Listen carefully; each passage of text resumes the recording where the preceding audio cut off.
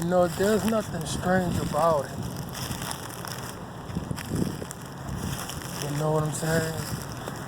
We all just come from different parts of life. Whether it's mudding, 4x4, low riding, you know what I'm saying, Cadillac. We just come from different parts of life, but we share the same thing. We are all from the ugly tree of life. The things that hurts us, the things that scars us. We can't never get a grip on life of perfectness or whatever. We're gonna be born without things that'll make us, less attractive financially,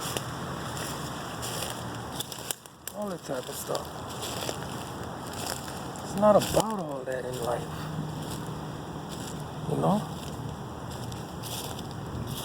What it's actually about in life is just being happy. That's it. Not happy about what you are, what you got, because you can have nothing. It's just the part about being happy, man. To where, hey, bro, you can't get no worse than this. Might as well just be happy about it. You know what I'm saying? Because there's a lot of people that's suffering besides me. Me, on the other hand, hey, allowed to get me down to the point that, man, look, I'm going to cause a lot of pain and destruction on everybody since I can't get a grip on life. So I'm going to make it to where everybody else going to suffer. This is when you become a demon. You're now a demon. You're cursed. Hate, jealousy, all that stuff. This world has dealt you so much of a bad card to where everybody gets it. But if you somehow just adapt to a whole different channel and ask for guidance, right? To help you find peace through it all. Real peace. Not that fake peace that you buy out of a nickel bag or something. That's just for any kind of life. You know what I'm saying? Pleasures you want out of life. You know what I'm saying? But don't never try to, phantom your pain with false hopes. You do that with spiritual. This is how you will be able to adapt with God better than what you have been doing. You don't actually need a man to take you on a trip to find God. You find God when you call Him. You search for Him. And you actually search. You walking down the street, you calling God. You going to bed, you calling God. You taking a bath, you calling God. You on a toilet, you calling God. There's no wrong way to call on God. He will show up in the middle of anything. Let me show y'all something. See that over there? See that over there? What are they there for? Well,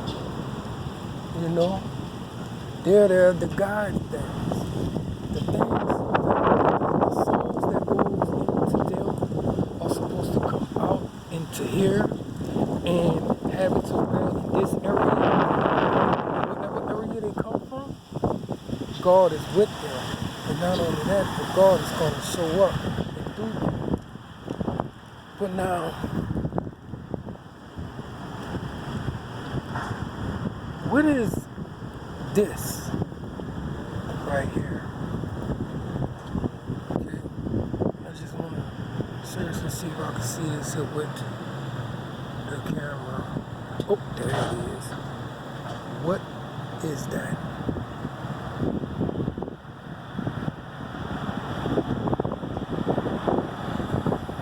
What is it?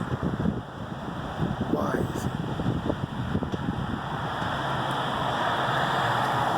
Why is it?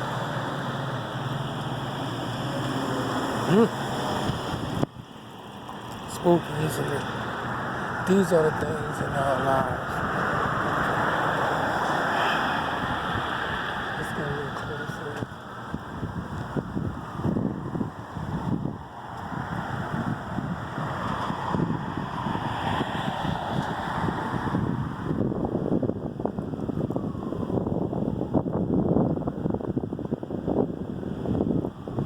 Why?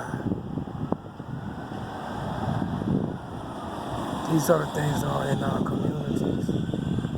Just like the statue of you got this man on a unicorn with wings, and he's trampling over a lion and a goat, which really is, a goat ain't nothing but a sheep. It's the male sheep, like the bull of the cows.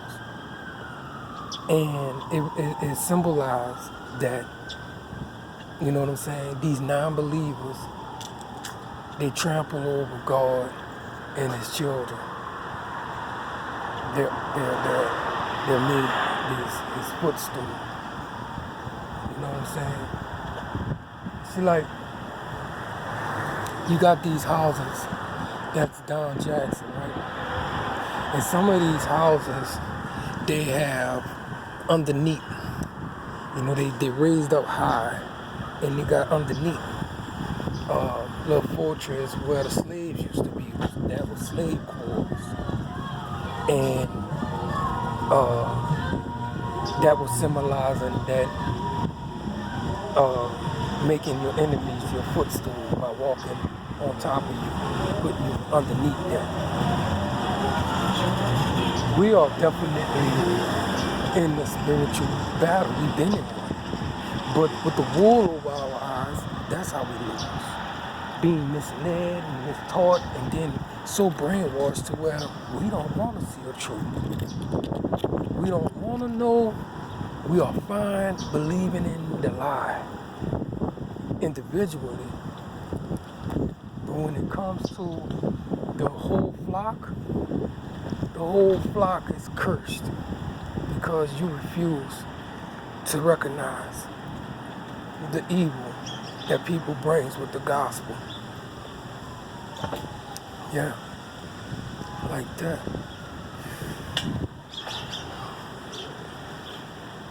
If it's not of God, it's not in the Bible, why is it in your church, your congregation, in our communities? This is what we must stop in order to deal with life with God. Because to go down a wrong street, you've been given these directions to go down the street, okay? You're going down the street and it's the wrong way. Will you keep going? Or will you find the right way to go to where, you know, you're trying to get to? You know, it's a deal that you have to bring to reality. Speaking of reality, I think this is going to be the last YouTube video until we get our own connection. I'm tired of coming back and forth, trying to find charges and everything. That's why I got off of Instagram. You know? I mean, I could get out here and do things to get money, but I don't want that to be the reason why I'm successful in doing God's work. If this is the only way that I can do God's work, then This is the only way I will do God's work. I'm not gonna go into the other world of getting things from people that's not of God. It says that in the Bible. When Abraham told the king of Sodom and Gomorrah. Now, he went and fought for Sodom and Gomorrah. This is God going and fight for Sodom and Gomorrah. And grabbed all of his people back, brought all those people back to go to Sodom and Gomorrah. Like, being captive would have been better because they got bombed after that. But he said, I don't want nothing from you. At least you say, you the reason why I'm rich. That means that if I can't come out of this hole by God when I'm doing everything I'm supposed to do of God, then I don't understand why is it so hard for me to accomplish life with God than without Him. See, and this is where the devil wins when it comes to people of God that's supposed to be following God. You will turn away from God in order to have a piece of the pie, so to speak. You know what I mean? Well, let's look at that Sodom and Gomorrah thing. You have it to where you did. That boy Lot got captive. Now Lot had all type of chances to come out of Sodom and Gomorrah, but yet he indulged within Sodom and Gomorrah, and everybody that lives in Sodom and Gomorrah has to go through the rite of passage. That's what I come to learn. As I was living in a town like that, I didn't even know. I'm like, what the hell is going on? But anyways, I'm not gonna go into it. I ain't gonna go into it.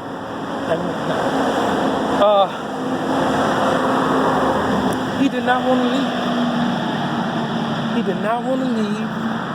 As a matter of fact, when the angels came to get him after he came and told Lot, he said, look, we're coming back here to destroy this place. You and your family be ready. We're coming to get y'all. The next day, they came in there to get Lot, his wife, and his kids. They looked at the angels like they were crazy. It says it in the Bible. See, they were standing around like, man, this dude serious, man. And they really trying to talk about destroying this place, man. And they ain't going nowhere. They had to literally grab hold of Lot and his wife and his children and drag them out of the city, out of the whole city. A lot of people would rather live the lie in these churches, in these cities. They would rather live the lie. I mean, come on, right? Look how corrupted this was.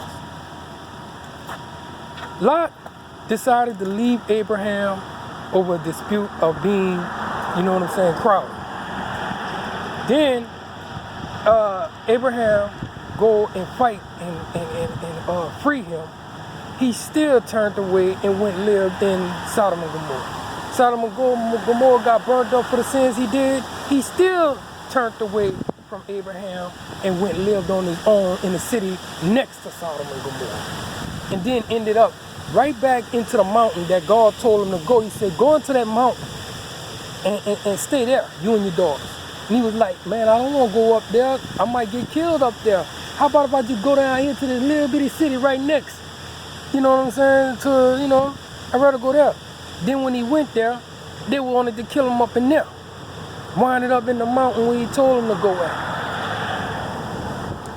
You gotta understand something, bro. Some people are seriously, they are fixed in their own ways. It doesn't matter if they're tribe or not, bro. They are not gonna follow God the right way all the way. And when you see this is when you have to do it, such as Leviticus 21 explains to you how a pastor is not supposed to approach anybody that's caught up in these sins if he indulges in them too, if he have any blemishes. You can't approach anybody and pray for forgiveness for any one of them if you're caught up. So we're going to end it with that, and I hope that we get back online soon with our own deal. 1.